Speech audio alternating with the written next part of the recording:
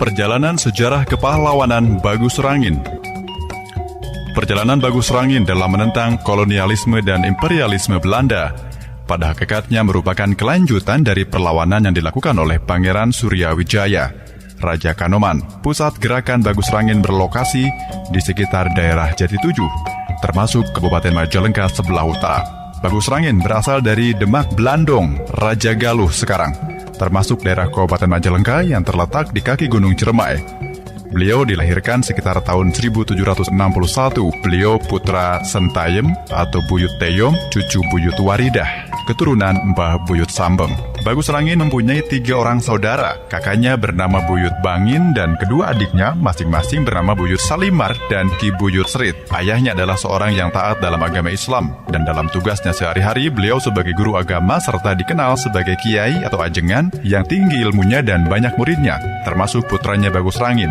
Sifat Bagus Rangin digambarkan oleh Stapel sebagai pemimpin yang gagah berani dan sanggup menyatakan perang yang didukung oleh pengikutnya yang banyak. Setelah cukup umurnya, Bagus Rangin diserahi tugas mengepalai kebagusan Jatitujuh oleh Sultan Cirebon dengan pangkat Senapati. Pasukan yang langsung dipimpin Bagus Rangin berjumlah antara 280 hingga 300 orang yang terlatih perang. Beberapa orang yang memimpin perlawanan itu selalu Bagus Rangin yang menjadi pemimpin umum, antara lain Bagus Wariem dan Bagus Ujar dari Biawak, Bagus Sakti dan Bagus Kondur dari Jatitujuh, Rontui dari Sindang Haji Raja Galuh, Nairem dan Samun dari Baruang Kulon, Bana yang menjadi sekretaris Bagus Rangin dari Baruang Wetan, Bagus Sidung dari Sumber, Bagus Arisitem dari Loyang, Bagus Suara dari Bantar Jati, Bagus Sanda dari Pamayahan, Bagus Narim dari Leles, Bagus Jamani dari Depok, Demang Penangan dari Cikau, Wirasraya dari Manis, Jurang Prawira dari Linggarjati, Jaya Sasmita dari Cimunding, Jagabaya dari Luragung, Harmanis dari Cikau, lantas Anggas Raya dari Timbang, Demang Jaya Prawata dari Nagarawangi, Demang Angon Kelangon dari Weru, Ingabei Marta Manggala dari Pagebangan, Demang Jaya Pratala dari Sukasari.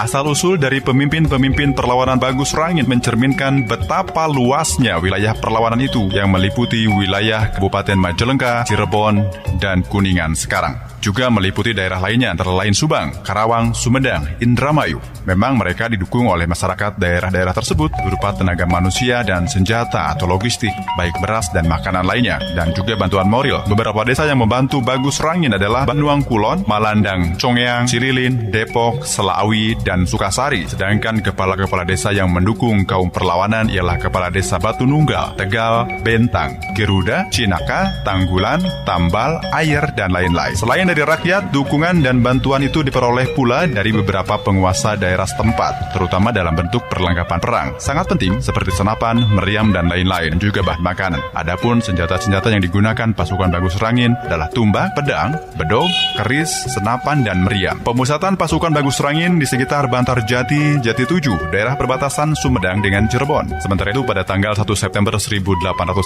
tercapai persetujuan tentang perjanjian antara pemerintah kolonial dengan Sultan Sepuh dan Anom, yang isinya antara lain menetapkan bahwa Raja Kanoman beserta saudaranya dikembalikan ke Cirebon dan dinobatkan sebagai Sultan. Selanjutnya orang-orang Cina tidak diizinkan lagi tinggal di daerah pedalaman dan kepada para Sultan tidak diperkenankan memeras rakyat.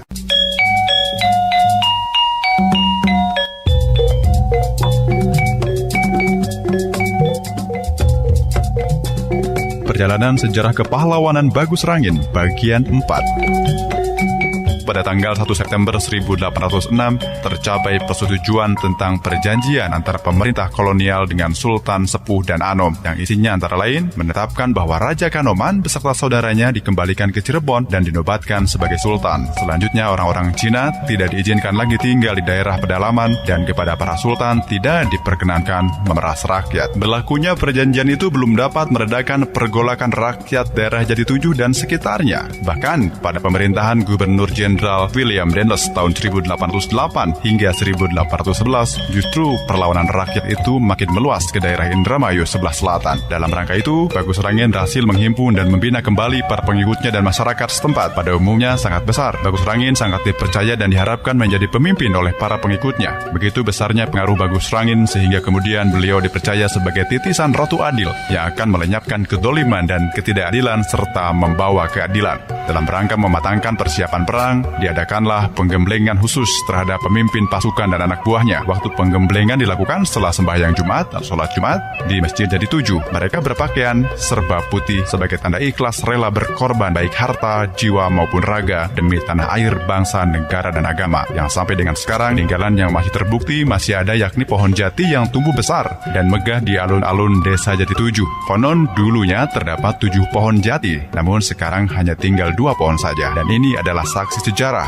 Selain itu juga, bangunan masjid yang berdiri kokoh hasil renovasi masa kini. Konon dulu masjid itu kecil dan hanya dapat menampung untuk beberapa jemaah saja. Telah kita simak Nyuk Curug Galur Majalengka. Nantikan Nyuk Curug Galur selanjutnya.